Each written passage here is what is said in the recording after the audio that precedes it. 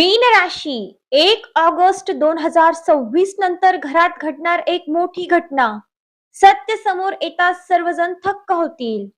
श्री स्वामी समर्थ. थांबा. 1 ऑगस्ट 2026 आषाढ महिन्यातील तो शनिवार. ही फक्त कॅलेंडरवरची एक साधी तारीख नाही, तर हा तुमच्या आयुष्यातील असा एक वळणपट आहे जिथून तुमची संपूर्ण दिशा बदलणार आहे. जर तुमची राशी मीन असेल ना, तर आजचा हा व्हिडिओ अगदी शेवटपर्यंत अत्यंत लक्षपूर्वक पहा. आज स्वतःच्या मनाला एक प्रामाणिक प्रश्न विचारा. तुमच्या घरात अचानक होणारे वाद, विनाकारण निर्माण होणारी मानसिक अस्वस्थता, कष्ट करूनही हातात पैसा न टिकणे किंवा कुटुंबात कुणाचे तरी सतत बिघडणारे आरोग्य, हे सर्व सहज आणि आपोआप घडते असे तुम्हाला खरोखर वाटते का? अनेकदा आयुष्यात अंधार पसरतो तेव्हा आपण नशिबाला दोष देतो. पण आज मी तुम्हाला स्पष्ट सांगते, तुमच्या आयुष्यात एका पाठोपाठ येणारी ही संकटे अपघाती नाहीत. एका जवळच्या व्यक्तीच्या तीव्र मत्सरामुळे, तिच्या वाईट नजरेमुळे आणि तुमच्या प्रगतीवर पडलेल्या नकारात्मक दृष्टिकोनामुळेच आज तुम्हाला घरात आणि कामात हे कठीण प्रसंग भोगावे लागत आहेत. 1 ऑगस्ट 2026 नंतर या सर्व कारस्थानांचा आणि लपलेल्या गुप्त गोष्टींचा उलगडा होणार आहे. हा व्हिडिओ शेवटपर्यंत पाहिलात तर तुमच्या पायाखालची जमीन सरकेल, कारण आजवर जे झाकून ठेवलं गेलं होतं ते सत्य आता उघडकीस येणार आहे. अवधूत चिंतन श्री गुरुदेव दत्त. श्री स्वामी समर्थ.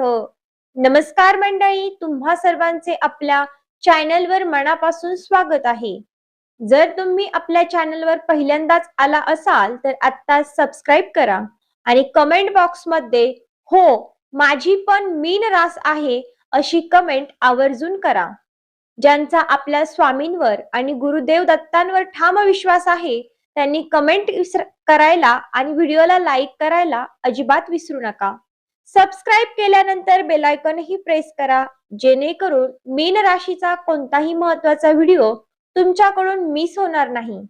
चला तर मग मंडळी, अजिबात वेळ न घालवता आपण आजच्या मुख्य विषयाकडे वळूया.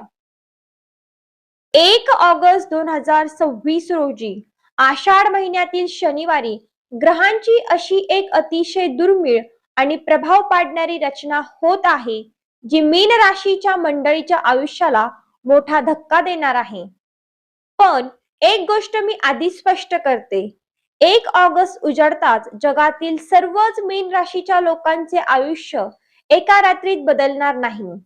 प्रत्येकाची वैयक्तिक कुंडली, ग्रहांची दशा आणि कर्म वेगवेगळे असते. त्यामुळे सर्वांना एकाच तराजूत तोलणे चुकीचे ठरेल.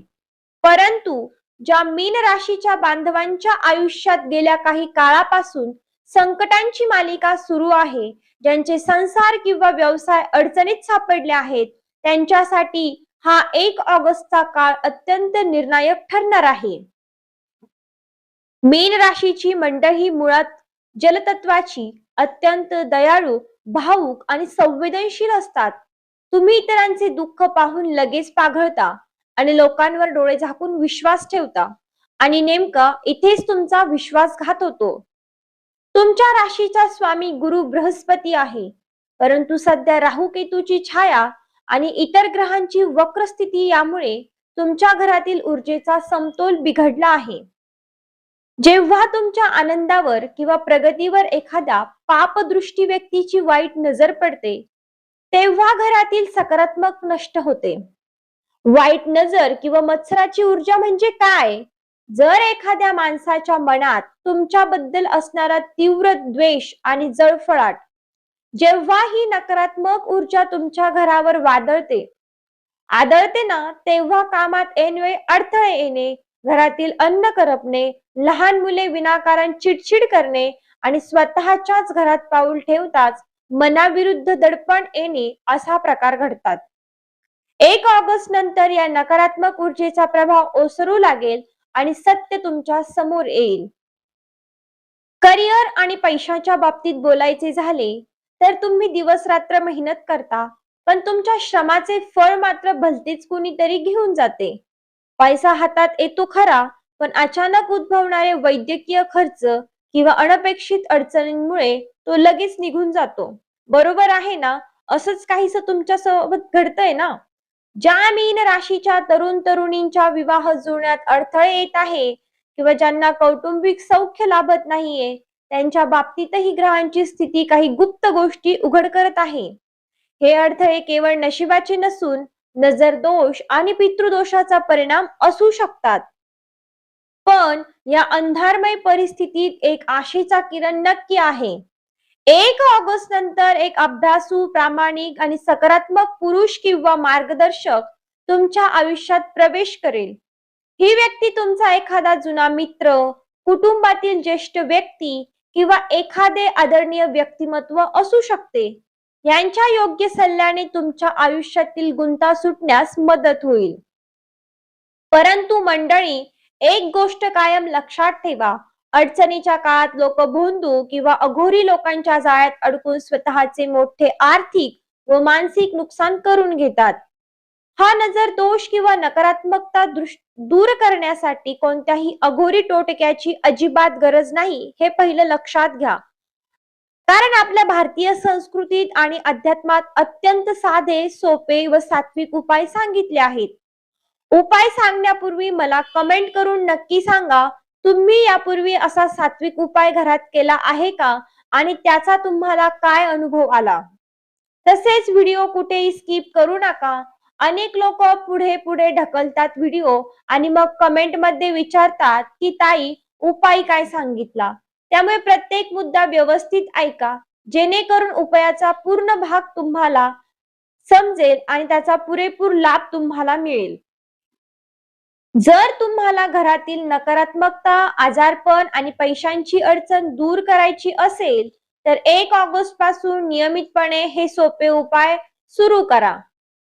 पहिला उपाय म्हणजे सकाळी सूर्योदयानंतर स्नान करून एका शुद्ध तांब्याच्या तांब्यात स्वच्छ पाणी घ्या.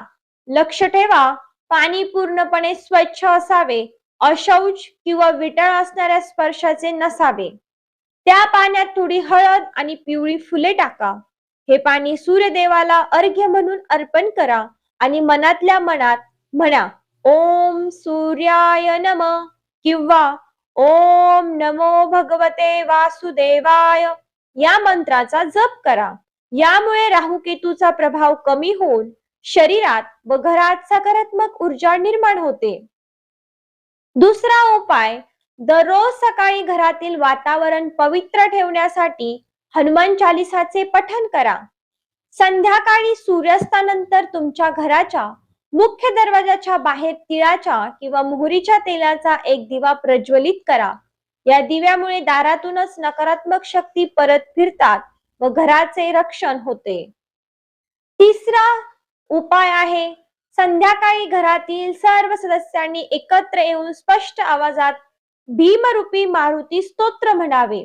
तसेच दररोज संध्याकाळी घराच्या कानाकोपऱ्यात भीमसेनी कापुराचा धूर किंवा सुवास पसरावा. यामुळे दुष्ट शक्तीचा नाश होतो. विशेष म्हणजे जर घरातील स्त्रीला मासिक धर्म असेल किंवा घरात सुतक किंवा विटाळ असेल तर त्या काळात हे पूजा अर्चनेचे उपाय करू नयेत. कारण विटाळ किंवा सुतक संपल्यानंतर तुम्ही हे उपाय पुन्हा करू शकतात. 1 ऑगस्ट 2026 नंतरचा काळ मीन राशीच्या लोकांसाठी जितका कसोटीचा आहे तितकाच तो सत्याचा उलगडा करणारा आहे. संयम, श्री स्वामी समर्थांवर निष्ठा आणि दत्तात्रेयांचे स्मरण तुम्हाला प्रत्येक संकटातून सुखरूप बाहेर काढेल. माझ्या मीन राशीच्या जातकांनो, तुम्हाला जर हे उपाय करणे शक्य होत नसेल तर सगळ्यात साधा, सोपा आणि स्वामींचा एकच उपाय तुम्ही करा, तो म्हणजे स्वामी तारक मंत्र. जेव्हा कुठलीही गोष्ट करणे आपल्याला अशक्य असते ना मित्रांनो, तेव्हा तुम्ही साधं घरात स्वामी समर्थांचं तारक मंत्र लावा, ते ऐका आणि त्यावरून उत्तम जर तुम्हाला शक्य असेल तर तुम्ही स्वामी समर्थ महाराजांचे तारक मंत्र स्वतः म्हणा. यामुळे घरातील नकारात्मकता नक्कीच नष्ट होते. तर मंडळी, तुम्हाला हा व्हिडिओ कसा वाटला ते कमेंट करून नक्की सांगा. जर चॅनलला अजून सबस्क्राईब केले नसेल तर लगेच सबस्क्राईब करा. हा व्हिडिओ तुमच्या मीन रास असलेल्या मित्र परिवाराला आणि नातेवाईकांना नक्की शेअर करा. पुन्हा भेटूया अशाच एका नवीन व्हिडिओमध्ये. तोपर्यंत सर्व आपल्या मंडळींना श्री स्वामी समर्थ. गुरुदेव